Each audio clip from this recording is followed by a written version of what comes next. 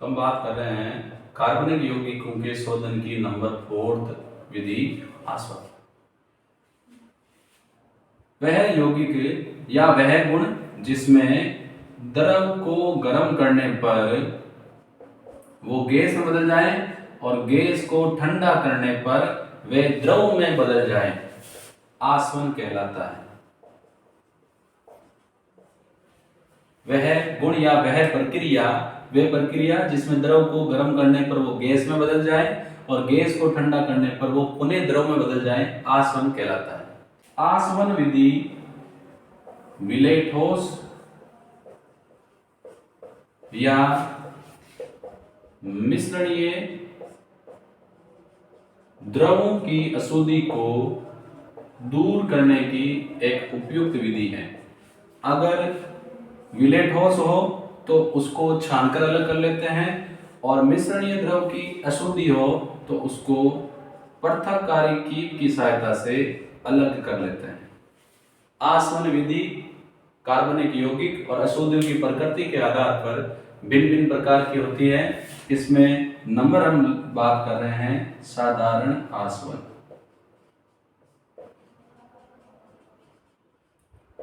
साधारण आसवन विधि द्वारा उन कार्बनिक यौगिकों का शोधन किया जाता है जिसमें या तो अशुद्धियां अवाष्पशील हो या कार्बनिक यौगिक व अशुद्धि के क्वथनांक में कम से कम 50 डिग्री सेंटीग्रेड का तापमान का अंतर होना चाहिए। तो इस विधि द्वारा उन कार्बनिक यौगिकों का शोधन करते हैं जिनमें अशुद्धियां अवाष्पशील हो या कार्बनिक यौगिक और अशुद्धि के क्वथनांक में कम से कम 50 डिग्री सेंटीग्रेड ताप का अंतर हो। इस विधि द्वारा समुद्री जल से विभिन्न लवणों को पृथक करते हैं। सेकंड, समुद्री जल से शुद्ध जल भी इसी विधि से प्राप्त करते हैं।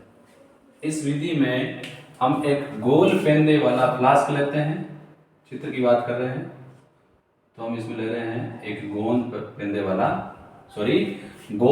वाला फ्लास्क ले रहे हैं। ये फ्लास्क एक निकास नली की सहायता से डायग्राम बड़ा बना लेते हैं।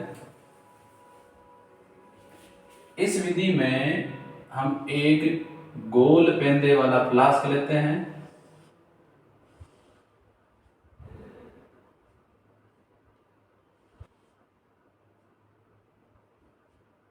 ये फ्लास्क एक निकास नली की सहायता से संघनित्र से जुड़ा होता है। यहां हम काम लेते हैं संघनित्र और बाद में ये ग्राही से जोड़ दिया जाता है।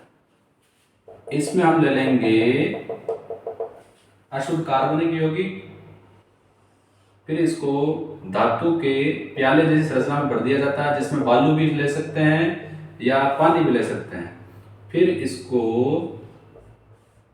लोहे की जाली पर रखा जाता है और लोहे की जाली को स्टैंड पर रख दिया जाता है।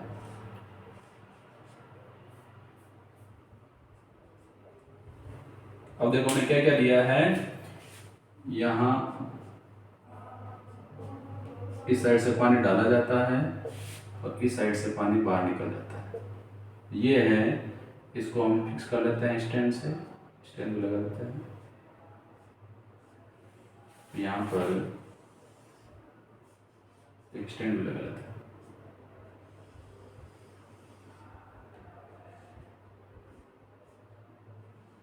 इस पूरे सिस्टम को स्टैंड पर कस दिया जाता है। तो ये जो है जल धारण वाला जो सिस्टम है इसका क्या नाम है, संघनित्र। ये जो है ये है रबर कॉर्क, ये है निकास नली ये जो हमने लिया है ये है आसवन फ्लास्क,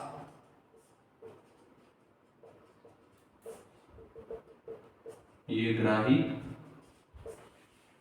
फिर इसको बर्नर की सहायता से गर्म करने के लिए बर्नर लगा देते हैं। तो अशुद्ध कार्बनिक यौगिक को गोल पेंदे वाले साधन फ्लास्क में लेकर इसको गर्म करते हैं। ये हमने जो गोलाकार बर्तन लिया है इसमें हम बालू उष्मक भी ले सकते हैं, बालू ले सकते हैं या पानी ले सकते हैं। जैसे इसको गर्म करेंगे इसमें रखी बालू या पानी गर्म होने के कारण फ्लास्क में रखा द्रव गर्म होगा। अब क्योंकि कार्बनिक यौगिक और अशुद्धि के मध्य तापमान का अंतर 50 डिग्री सेंटीग्रेड है, तो कार्बनिक यौगिक की तुलना में अशुद्धि का क्वथनांक कम होता है, इसीलिए अशुद्धि की धीरे धीरे कार्बनिक यौगिक से पहले वाष्प बनती है, वाष्प हल्की होने के कारण ऊपर उठती है और क्योंकि हमने यहाँ रबर कोर्क लगा रखा है तो वाष्प इस निकास नली की सहायता से संघनित्र में पहुंचती है। संघनित्र को समझने के लिए आप इसको ऐसे आइडिया कर सकते हैं कि मान लो मेरे पास ये एक पेन है, ये सा, ये जो निकास नली है इसको आप रिफिल समझे और ये जो संघनित्र है इसको इसका पूरा का पूरा बार वाला खोल समझे। यहां से ठंडा जल अंदर जाता है, ये जो ठंडा जल है इस निकास नली के चारों ओर घूमता रहता है, निकास नली के अंदर नहीं जाता। ठंडा जल निकास नली के चारों ओर घूमेगा और ये गर्म जल यहां से बाहर निकाल दिया जाएगा। अब जो भी अशुद्धि की वाष्प इस संघनित्र के संपर्क में आ रही है तो ठंडे जल के कारण वो वाष्प ठंडी हो जाती है और संघनित होकर द्रव अवस्था में बदल जाती है, जो ग्राही की सहायता से अलग कर ली जाती है और पीछे हमें शुद्ध कार्बनिक यौगिक प्राप्त हो जाता है। अगर कार्बनिक यौगिक का क्वथनांक अशुद्धि से अधिक है तो पहले कार्बनिक यौगिक की वाष्प को संघनित्र की सहायता से संघनित करके ग्राही में एकत्रित कर लिया जाता है और पीछे क्या हो जाती है, अशुद्धि। तो ये हमने बात की साधारण आसवन की, लेकिन इसके लिए कंडीशन ये है कि तापांतर कम से कम 50 डिग्री सेंटीग्रेड का होना चाहिए। अब हम बात कर रहे हैं नंबर 2 जो विधि है आसवन का सेकेंड टाइप, प्रभाजी आसवन।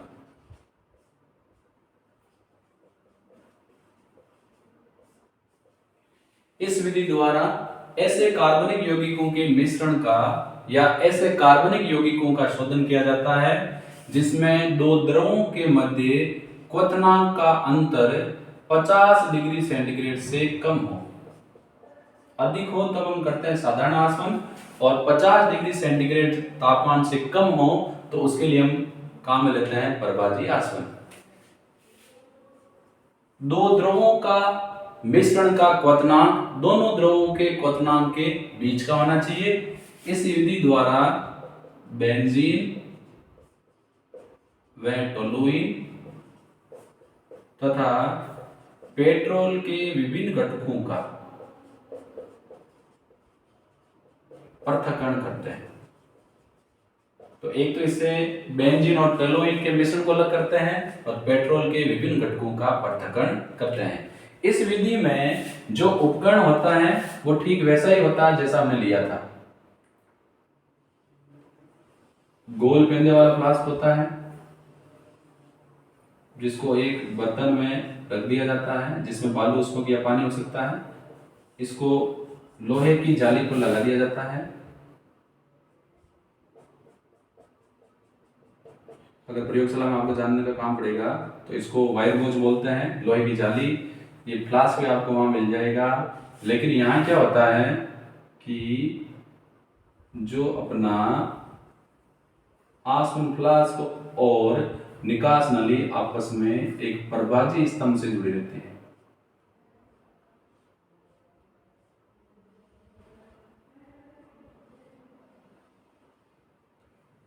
यहां अपने आ जाएगा संघनित्र, इधर से वाटर अंदर डाल रहे हैं और इधर से वाटर गर्म जल बाहर निकल जाएगा। अलग अलग प्रकार के प्रभाजी स्तंभ होते हैं। तो ये प्रभाजी स्तंभ, रबर कोर्क, फिर ग्राही और ग्राही की सहायता से यहाँ अलग कर लेंगे। इसको लगाएंगे ट्राइपॉड स्टैंड पर। गर्म करने के लिए काम में लेंगे बर्नर, और इसको भी हम चाहे तो स्टैंड पर फिक्स कर सकते हैं ताकि ज़्यादा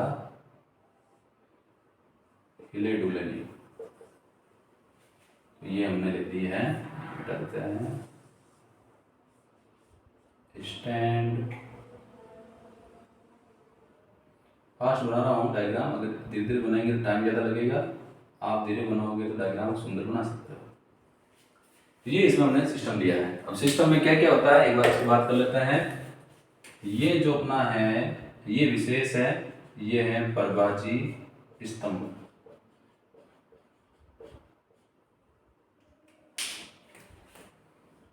इसके बाद ये तो हमें पता ही है, संघनित्र है, आने वाले वाष्प को ठंडा करेगा।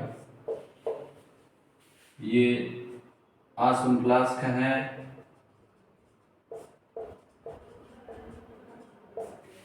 ये क्या है ग्राही, जिसमें यौगिक को अलग प्राप्त किया जाएगा। ये निकास नली है जहां से वाष्प आएगी। ये स्टैंड है। अब प्रक्रिया कैसे होती है उसको सुने। इसमें विभिन्न घटकों के या कार्बनिक यौगिक और अशुद्धि को आसवन फ्लास्क में ले लिया जाता है। जैसे ही बर्नर की सहायता से लोहे के पात्र को गर्म करते हैं, इसमें रखी बालू या जल गर्म होता है, परिणाम स्वरूप आसवन फ्लास्क में रखा मिश्रण भी गर्म होता है। पहले उस घटक की वाष्प बनेगी जिसका क्वथनांक कम हो और जो अधिक वाष्पशील हो। तो ये वाष्प हल्की होने के कारण ऊपर जाएगी, लेकिन वाष्प जैसे ही प्रभाजी स्तंभ से टकराएगी यहाँ संघनित हो जाएगी, और संघनित होने के कारण द्रव की बूंदों में वापस नीचे गिरने लगेगी। वाष्प ऊपर जाएगी, प्रभाजी स्तंभ उसको संघनित करेगा, ठंडा होकर वापस नीचे आने लगेगा। एक समय ऐसा आएगा जब ऊपर जाने वाली वाष्प की बूंदों को प्रभाजी स्तंभ संघनित नहीं कर पाता है, और ये वाष्प की बूंदे प्रभाजी स्तंभ से होकर निकास नली की सहायता से बाहर निकल जाती है, और संघनित्र के पास आने पर ये ठंडी होकर द्रव में बदल जाती है और इसको ग्राही में एकत्रित कर लिया जाता है। अब और गर्म करने पर जिस द्रव का क्वथनांक पहले की तुलना में अधिक था उसकी वाष्प बनेगी, वो प्रभाजी स्तंभ से टकरा कर वापस संघनित होगी। एक टाइम आएगा संघनन नहीं होगा, वाष्प सीधी निकास नली से होकर कहां चली जाएगी ग्राही। तो पहले वाला घटक भी अलग हो जाएगा और दूसरे वाला घटक भी अलग हो जाएगा। तो इस विधि द्वारा हम बेंजीन और टोलुइन के मिश्रण को अलग कर सकते हैं। दूसरा पेट्रोल के विभिन्न घटकों को भी इस विधि से अलग कर सकते हैं। तो ये होगी अपने प्रभाजी आसवन। अब हम नंबर 3 बात करते हैं। नंबर 3 प्रोसेस है, उसका नाम है भापीय आसवन। उस डायग्राम को रहने देते हैं, थोड़ा सा चेंज करके आगे वाला डायग्राम बनेगा। भापीय आसवन में ऐसे कार्बनिक यौगिकों का शोधन किया जाता है जो वाष्पशील हो लेकिन जल में अविलेय हो। ऐसे कार्बनिक यौगिक जो वाष्पशील हो लेकिन जल में अविलेय हो, ऐसे कार्बनिक यौगिकों का शोधन भापीय आसवन से किया जाता है। अब हम बात करते हैं कि इस विधि में जो एपरेटस होता है उसमें क्या चेंजेस होता है उसकी बात करते हैं। ज्यादा चेंज नहीं होता है, हम इसको आधा इरेज कर लेते हैं, जो अपने काम का नहीं है उसको इरेज कर लेते हैं। इस विधि में रबर का कोर्क 2 छेद वाला लिया जाता है, अर्थात इसमें 2 नलियां लगाने का सिस्टम होता है। तो ये रबर कोर्क को मैं डार्क कर देता हूं, कंफ्यूजन नहीं हो। पहली जो नली है इसको बॉयलर से जोड़ दिया जाता है। यहां हम ले रहे हैं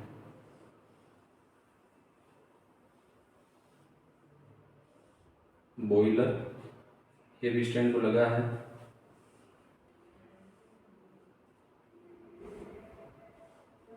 इसको भी गर्म करने के लिए बर्नर लगा है।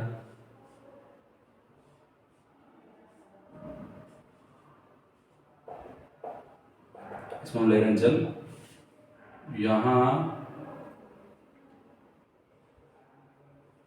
कनेक्टिंग ट्यूब आएगी, कनेक्टिंग ट्यूब जुड़ जाएगी इससे, इसको रबर कोर से बंद कर दिया जाएगा, कुछ ऐसा सिस्टम है। फिर इसको निकास नली की सहायता से जोड़ दिया जाएगा संघनित्र से, आने वाली वाष्प को ये ठंडा करता है, और संघनित्र को फिर जोड़ दिया जाएगा ग्राही से। ये अपना दिया गया है। ये क्या है, तो ये है अपना बॉयलर। इसके अंदर जो लिया गया है वो क्या है, जल। कार्बनिक यौगिक जो अशुद्ध हैं उसको फ्लास्क में लेकर गर्म करते हैं, और यहां बॉयलर को जैसे ही गर्म करेंगे इसमें जल की भाप आएगी। जल की वाष्प को बॉयलर वाली नलिका की सहायता से इस फ्लास्क में डाला जाता है।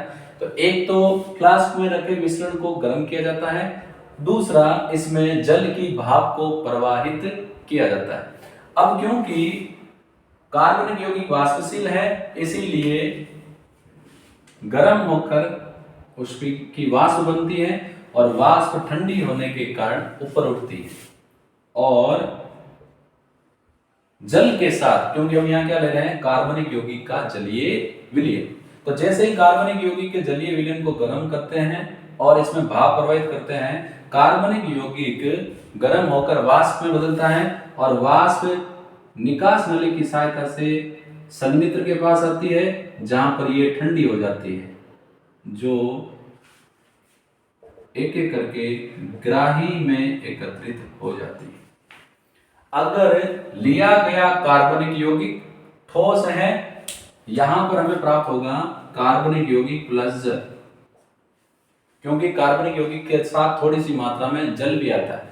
तो अगर कार्बनिक यौगिक ठोस है तो उसको छानकर अलग कर लिया जाता है, और अगर कार्बनिक यौगिक द्रव है तो जल और कार्बनिक यौगिक की अलग अलग परत बन जाती है, जिसको पृथक्कारी कीप की सहायता से अलग कर लिया जाता है। इस विधि को मैं वापस सुना रहा हूं। भापीय आसवन द्वारा ऐसे कार्बनिक यौगिकों का शोधन किया जाता है जो वाष्पशील हो लेकिन जल में अविलय हो। कार्बनिक यौगिक को आसवन फ्लास्क में, यहाँ पर कार्बनिक यौगिक का जलीय विलयन लिया जाता है। कार्बनिक यौगिक के जलीय विलयन को आसवन फ्लास्क में लेकर गर्म करते हैं, और बॉयलर की सहायता से इसमें भाप भी प्रवाहित करते हैं। कार्बनिक यौगिक गर्म होकर वाष्प में बदलने लगता है। वाष्प धीरे धीरे निकास नली की सहायता से संघनित्र में आती है, जहां जल से ठंडी होने के कारण द्रव में बदल जाती है और ग्राही में अलग हो जाता है। अगर कार्बनिक यौगिक ठोस है तो ग्राही में कार्बनिक यौगिक के साथ थोड़ी सी मात्रा में जल भी आता है, ये बात जरूर ध्यान दें। अब आने वाला कार्बनिक यौगिक अगर ठोस है तो कार्बनिक यौगिक और जल के मिश्रण को छान लिया जाता है, कार्बनिक यौगिक अलग हो जाता है और छन्नित्र में जल या अशुद्धियां रह जाती है। दूसरा, अगर कार्बनिक यौगिक द्रव अवस्था में है तो कार्बनिक यौगिक और जल की अलग अलग परत बन जाती है, जिसको हम विभेदी निष्कर्षण से अलग अलग कर लेते हैं और हमें शुद्ध कार्बनिक यौगिक प्राप्त हो जाता है। अब आसवन की जो नंबर 4 विधि है उसकी हम बात कर रहे हैं। इसको इरेज कर देते हैं, अपना काम नहीं आएगा, आगे वाला काम आएगा। वो है, हाँ, अब ध्यान देने वाली ये बात है कि अभी जो हमने बात की थी भापीय आसवन, इसके द्वारा हम ऑर्थो और पेरा नाइट्रोफिनोल के मिश्रण को अलग कर सकते हैं। दूसरा, एनिलीन के जलीय विलयन से एनिलीन अलग कर सकते हैं। अब हम बात कर रहे हैं नंबर 4 जो है वो है निम्न दाब पर आसवन।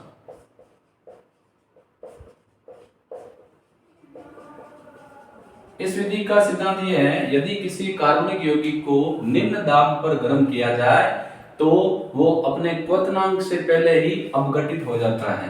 अर्थात मान लो दाब हम कम रख रहे हैं और किसी कार्बनिक यौगिक को अगर हम गर्म करें तो वो अपने क्वथनांक से पूर्व यानी बॉइलिंग पॉइंट से पहले उबलने लगता है। अतः यदि किसी कार्बनिक यौगिक का निम्न दाब पर आसवन किया जाए तो कार्बनिक यौगिक क्वथनांक से पहले ही वाष्प में बदल जाता है और अशुद्धियां पीछे रह जाती है। इस विधि द्वारा हम साबुन निर्माण की विधि में जो स्पेंट लाई बचती है उस स्पेंट लाई से ग्लिसरॉल को पृथक करते हैं।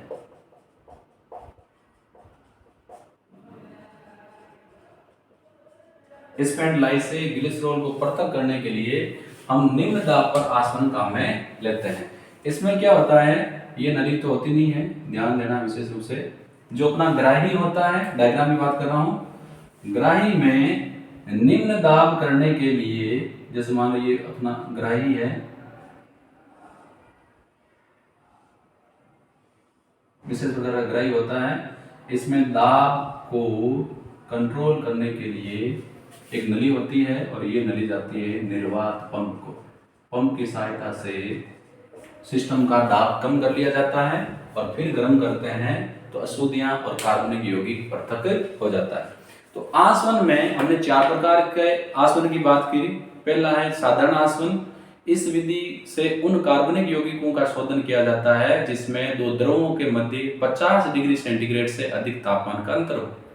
दूसरा प्रभाजी आसवन। इस विधि द्वारा उन दो द्रवों का पृथक्करण किया जाता है या द्रव और अशुद्धि को अलग किया जाता है जिसमें दो द्रवों के क्वथनांक में अंतर 50 डिग्री सेंटीग्रेड ताप से कम हो। इसमें विशेष प्रकार का प्रभाजी स्तंभ काम में लिया जाता है। नंबर 3 भापीय आसवन द्वारा उन कार्बनिक यौगिकों का शोधन करते हैं जिसमें कार्बनिक यौगिक अवाष्पशील हो, कार्बनिक यौगिक वाष्पशील हो और जल में अविलय हो। नंबर 4 निम्न दाब पर आसवन। इसमें ऐसे कार्बनिक यौगिकों का शोधन किया जाता है जिनका क्वथनांक बहुत अधिक होता है। ये विशेष रूप से ध्यान रखें, ये जो निम्न दाब पर आसवन है इसके लिए ऐसे कार्बनिक यौगिक का शोधन करते हैं जिनका बॉइलिंग पॉइंट यानी क्वथनांक बहुत अधिक होता है। क्योंकि इतना ज्यादा तापमान देना संभव नहीं होता, इसीलिए ऐसे यौगिक का पृथक्करण निम्न दाब पर करते हैं। इनको निम्न दाब पर गर्म करने पर ये अपने क्वथनांक से पहले ही वाष्प में बदल जाते हैं जिनको संघनित्र की सहायता से ग्राही में अलग कर लिया जाता है।